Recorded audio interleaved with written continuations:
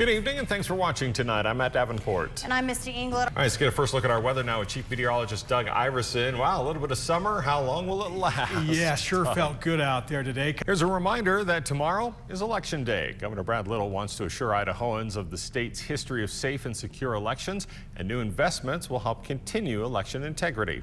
Polls open at 8 a.m. and they close at 8 p.m. tomorrow. If you're not registered, you can register and affiliate with your party at your polling place on Election Day. You just need to bring a photo ID card and a piece of mail with your name and physical address. Thank you very much, Doug.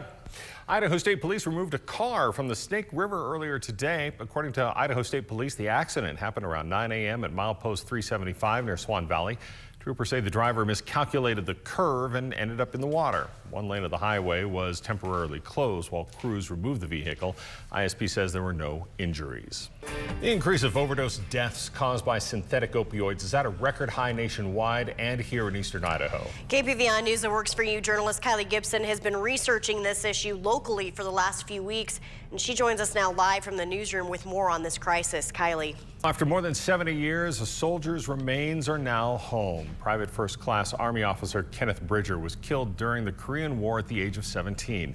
He was killed in a battle in North Korea in 1950, but his remains were never recovered. Then, 72 years later, in January of this year, Bridger's remains have been repatriated and were returned to Twin Falls today.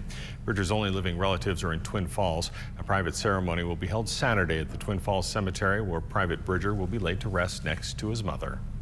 Meanwhile, around the same time, a two-vehicle accident closed one lane of Yellowstone Avenue in Pocatello. The accident happened at the intersection of Yellowstone and Cedar Street between the Sonic Drive-In and Winger's Restaurants. Police closed the rightmost lane of Yellowstone, which slowed down northbound traffic. There were no apparent injuries. The accident has been cleared and normal traffic has resumed. Call it Christmas in May for one classroom at Ingham Elementary. There were a lot of surprised faces this afternoon as first grade students returned from recess to Miss McKee's classroom.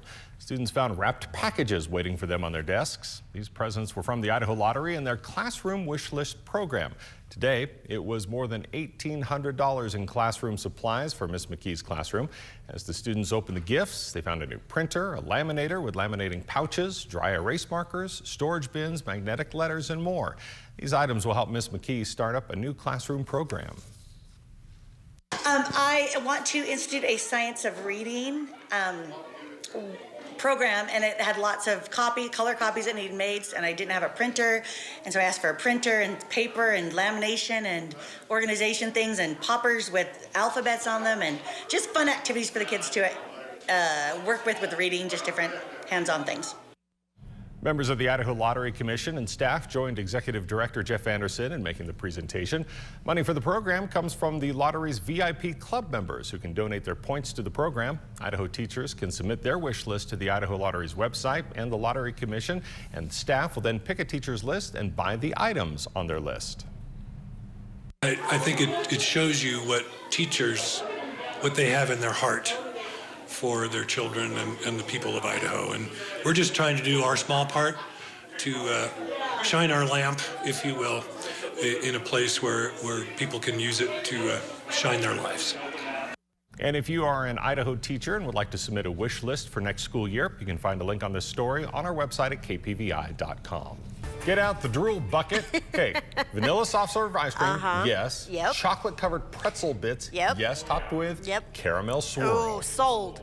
This is McDonald's new chocolatey pretzel McFlurry.